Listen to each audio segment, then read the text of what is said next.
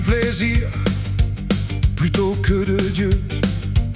Quand on est ami du plaisir, on est soumis au plaisir. Quand on est ami de Dieu, on est soumis à Dieu. Dieu n'est pas contre le plaisir quand il est vécu selon ses lois, selon ses commandements. Dieu est un Dieu d'ordre, ce n'est pas le Dieu de la débauche, de l'ivrognerie, des excès. Si une église tombe dans ce genre de piège charnel, il est tout à fait logique qu'elle attire des gens charnels et qu'elle mette en avant des prédicateurs charnels. Jésus-Christ n'est pas venu prêcher la chair, il est venu crucifier sa chair et vaincre pour ses élus le péché et ses conséquences éternelles. Oui, Jésus a transformé l'eau en vin, mais jamais il ne s'est enivré, comme on le voit de nos jours dans les milieux du monde. Jésus-Christ a bien dit à la femme adultère, va et ne pêche plus. Il ne lui a pas dit, va et profite de cette vie de plaisir jusqu'à plus soif. Oh!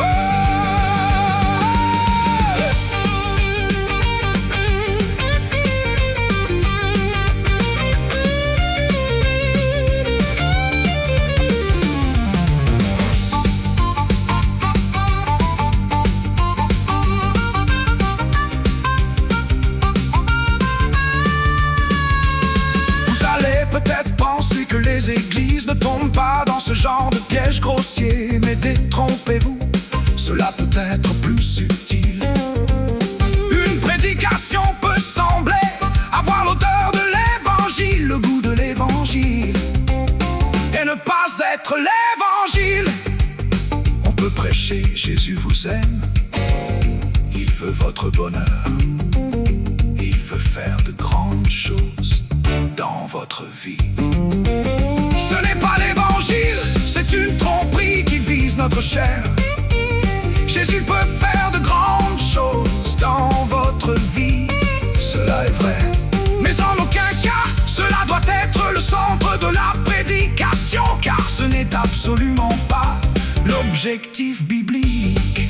L'objectif biblique n'est pas le plaisir d'une vie faite de grandes choses et de grands miracles, mais c'est une vie brisée par la repentance, une vie mise en règle face à l'évangile, une vie transformée par la grâce de Dieu, une vie réconciliée avec Dieu par le sacrifice sanglant de Jésus-Christ, une vie de sainteté, de pureté, d'obéissance à Dieu, une vie de témoignage et de partage de l'évangile, et une vie de lutte contre le péché, où tu vis une vie de péché, de l'amour, du plaisir, où par la grâce de Dieu, tu vis une vie avec l'amour de Dieu.